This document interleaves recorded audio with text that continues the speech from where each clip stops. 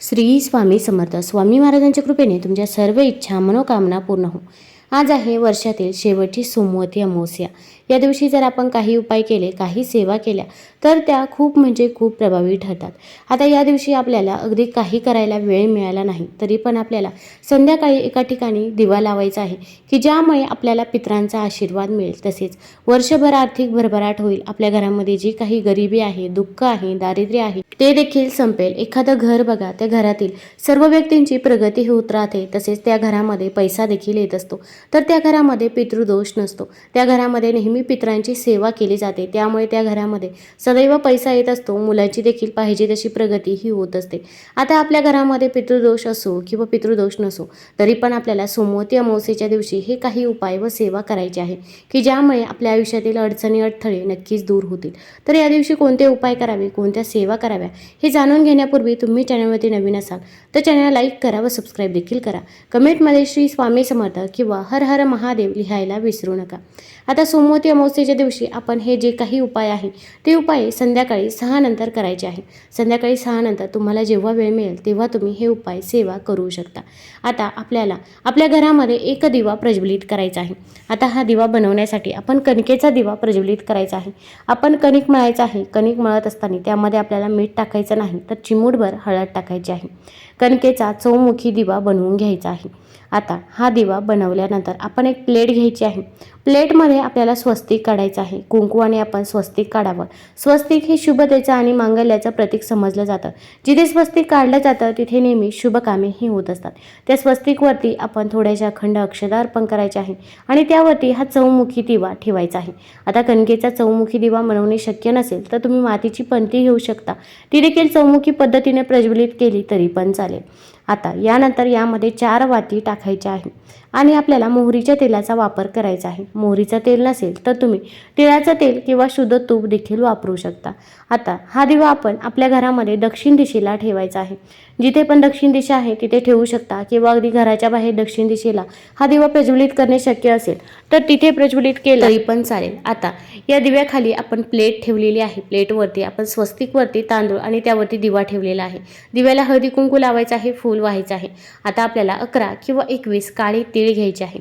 काळे तीळ हे पितरांना समर्पित आहे हे आपल्या सर्वांनाच माहीत आहे. तर आपण काळे तीळ त्या दिव्यामध्ये टाकायचे आहे. त्यानंतर आपल्याला आपल्या पितरांचे स्मरण करायचे आहे, आपल्या पूर्वजांचे स्मरण करायचे आहे. तुम्हाला तुमच्या पूर्वजांची नावं आठवत असतील तर त्यांची नावे देखील घेऊ शकता. प्रथम आपण आपल्या पूर्वजांकडे माफी मागायची आहे. आपण म्हणायचं आहे, माझ्याकडून जर काही चूकभूल झाली असेल, घरातील लहान्याकडून मोठ्याकडून जर काही चुका झाल्या असतील तर आम्हाला माफ करावे. पण इथून पुढे आमच्याकडून जशी सेवा होईल तशी सेवा आम्ही तुमची नक्की करू असे आपण म्हणावे. तसेच आपल्या पूर्वजांना मोक्ष प्राप्त व्हावा, त्यांना सद्गती मिळावी, त्यांच्या आत्म्याला शांती मिळावी यासाठी देखील प्रार्थना करायची आहे. कारण की अमावस्येच्या दिवशी आपले पूर्वज हे पृथ्वीवरती येत असतात आणि आपल्यासाठी कोण सेवा करत आहे ते देखील बघत असतात. त्यामुळे आपण जर पितरांसाठी ही सेवा केली तर आपले पितृ हे नक्कीच प्रसन्न होतील. त्यानंतर आपण ओम पितृदेवताय नमः, ओम पितृदेवताय नमः या मंत्राचा 108 वेळा जप करायचा आहे. अगदी म्हणणे शक्य होत नसेल तर तुम्ही मोबाईलवरती देखील लावून देऊ शकता. श्रवण केलं तरी पण चालेल. तसेच पितृ अष्टक देखील आपण तिथे बसून पठण करावे. त्यानंतर तुमच्या आयुष्यामध्ये जी काही अडचणी आहे, अडथळे आहे त्याबद्दल तुम्ही पितरांना सांगायचे आहे किंवा एखादी इच्छा पूर्ण होत नसेल तर त्याबद्दल देखील तुम्ही तुमच्या पितरांना सांगू शकता. आता हा उपाय कोण करू शकतं? घरातील कोणत्याही व्यक्तीने हा उपाय ही सेवा केली तरी पण चालेल. पण शक्यतो घरामध्ये जर वडीलधारी व्यक्ती असतील, मग आजी असेल, आजोबा असेल तर त्यांनी जर हा उपाय केला तर त्याचा जास्त रिझल्ट आपल्याला बघायला मिळेल. फक्त मनापासून आणि श्रद्धेने ही सेवा करा. बघा आपले पितृ नक्कीच आपल्यावरती प्रसन्न होतील. आता यानंतर आपल्याला दुसरा उपाय करायचा आहे. तर आता आपल्याला नदीकाठी, नदी तीरावर जाणे शक्य असेल तर तिथे एक दिवा प्रज्वलित करायचा आहे. आता तिथे जर तुम्ही दिवा प्रज्वलित करणार असाल तर आपण तिथे तुम्ही दिवा प्रज्वलित करत असताना थोडेसे काळे तीळ देखील अर्पण करायचे आहे. आणि जर तिथे प्रज्वलित करणे शक्य नसेल तर आपल्या घरामध्ये आपण जिथे माठ हंडा भरून ठेवत असतो तिथे आपल्याला एक दिवा प्रज्वलित करायचा आहे. मग तुम्ही मातीची पंती घेऊ शकता किंवा कणकेचा दिवा घेतला तरी पण चालेल. या दिव्याखाली देखील आपल्याला एक प्लेट ठेवायची आहे. प्लेटमध्ये अखंड तांदूळ ठेवायचे आहे. तांदूळ हे कुठेही तुटलेले फुटलेले नसावे. तांदळावरती हळदी कुंकू अर्पण करायचं आहे आणि तिथे आपण एक दिवा प्रज्वलित करायचा आहे. या दिव्यामध्ये देखील आपण थोडेसे काळे तीळ टाकावे. दिव्याला हळदी कुंकू लावायचं आहे. फूल व्हायचं आहे आणि आपल्याला आपल्या पूर्वजांचे स्मरण करायचे आहे. ओम पितृदेवताय नमः या मंत्राचा 11 वेळा जप करायचा आहे. कारण की आपण जिथे पाणी भरून ठेवत असतो तिथे देखील आपल्या पूर्वजांचा वास असतो अशी मान्यता आहे. आता हा दिवा जेवढ्या वेळ प्रज्वलित राहील तेवढ्या वेळ राहून द्यायचा आहे. नंतर जेव्हा दिवा विझेल तेव्हा तसाच रात्रभर तिथे ठेवायचा आहे. दुसऱ्या दिवशी सकाळी उचलायचा आहे. जर कणकेचा दिवा असेल तर तुम्ही वाहत्या पाण्यामध्ये प्रवाहित करू शकता आणि जर मातीची पंती असेल तर तुम्ही ती स्वच्छ धुवून परत पुन्हा वापरली तरी पण चालेल. तसेच काळे तीळ देखील आपण वाहत्या पाण्यामध्ये प्रवाहित करावे. त्यानंतर या दिवशी आपण आपल्या उंबरठ्याजवळ देखील पाणी शिंपडायचं आहे. कारण की अमावस्येच्या दिवशी आपले पूर्वज पृथ्वीवरती येतात, ते आपल्या उंबरठ्याजवळ येतात आणि आपण जर तिथे पाणी शिंपडलं तर त्यांचा आत्मा हा तृप्त होत असतो व ते आपल्याला आशीर्वाद देत असतात. मग पाणी घ्यायचं आहे, त्यामध्ये 2 थेंब गंगाजल टाका आणि असं पाणी आपण आपल्या उंबरठ्याच्या दोन्ही साईडला शिंपडावे. यामुळे आपल्या पितरांना मोक्ष प्राप्त होतो, त्यांना सद्गती मिळत असते. तसेच पाणी शिंपडत असताना आपण ओम पितृदेवताय नमः ओम पितृदेवताय नमः या मंत्राचा जप देखील जरूर करावा. आता यानंतर आणखीन एक दिवा आपण पिंपळाच्या झाडाखाली देखील प्रज्वलित करायचा आहे. कारण की पिंपळाच्या झाडामध्ये देखील आपल्या पूर्वजांचा वास असतो अशी मान्यता आहे. स्कंद पुराण या धार्मिक ग्रंथातही या झाडाचा उल्लेख आढळतो, ज्यामध्ये या वृक्षाला भगवान विष्णूंचे संपूर्ण रूप मानले गेले आहे. पिंपळाच्या झाडाच्या मुळाशी भगवान विष्णू वास करतात, श्रीकृष्ण त्याच्या खोडात आणि नारायण स्वतः त्याच्या फांद्यांवर वास करतात असे सांगितले आहे.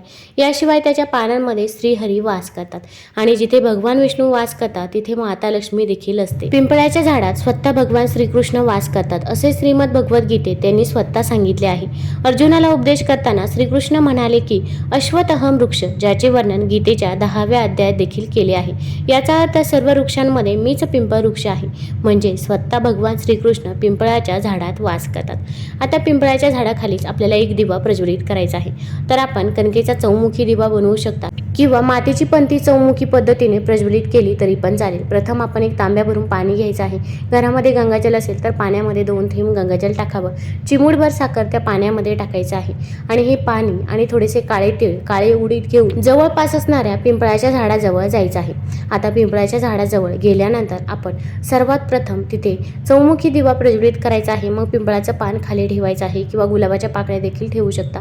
त्यावरती थोडेसे अखंड तांदूळ ठेवायचे आहे. तांदळावरती हळदी कुंकू अर्पण करावा आणि त्यावरती आपल्याला हा दिवा प्रज्वलित करायचा आहे. या दिव्यामध्ये आपण थोडेसे काळे तीळ देखील टाकायचे आहे. तसेच मोहरीचं तेल त्या दिव्यामध्ये टाकावं. दिव्याला हळदी कुंकू लावायचं आहे, फूल व्हायचं आहे. त्यानंतर पाणी देखील पिंपळाच्या झाडाला अर्पण करावं. तिथे थोडेसे काळे उडीद, काळे तीळ आणि साखर देखील अर्पण करावे. त्यानंतर पिंपळाच्या झाडाला 11 प्रदक्षिणा कराव्या. प्रदक्षिणा करत असताना ओम नमो भगवते वासुदेवाय या मंत्राचा जप करत राहायचा आहे. आता पिंपळाच्या झाडाचे आपण दर्शन घ्यायचं आहे. पिंपळाच्या खोडाजवळ आपण आपलं डोकं टेकवायचं आहे आणि आपली जी काही इच्छा आहे, मनोकामना आहे ती पिंपळाच्या झाडाजवळ सांगायची आहे. मग घरामध्ये पैसा येतो पण तो पैसा स्थिर राहत नाही किंवा मुलांची पाहिजे तशी प्रगती होत नाही. मग अभ्यासात असेल किंवा नोकरीत असेल, जे काही आहे ते मनापासून आणि श्रद्धेने पिंपळाच्या झाडाजवळ सांगायचं आहे. त्यानंतर पिंपळाच्या खाली जी काही माती आहे ती माती आपण आपल्या कपाळाला लावायची आहे. आपल्या मुलांच्या कपाळाला देखील ही माती लावावी. यामुळे भगवान विष्णूचा, माता लक्ष्मीचा आपल्याला आशीर्वाद हा मिळत असतो. तसेच तिथे बसून आपल्या पूर्वजांचे देखील स्मरण करावे. ओम पितृदेवताय नमः या मंत्राचा 11 वेळा जप करावा. आपल्या पितरांना मोक्ष प्राप्त व्हावा, त्यांना सद्गती मिळावी यासाठी देखील तुम्ही प्रार्थना करायची आहे. यामुळे आपले पितर हे आपल्याला भरभरून आशीर्वाद देत असतात. तिथे बसून विष्णू सहस्रनाम पठण करणे शक्य असेल तर आवर्जून तिथे बसून तुम्ही विष्णू सहस्रनामचं देखील पठण करू शकता. आता हा उपाय अगदी आपण संध्याकाळी करायचा आहे. तुम्हाला जर हा व्हिडिओ आवडला असेल तर चॅनल लाईक करा, सबस्क्राईब करा. धन्यवाद.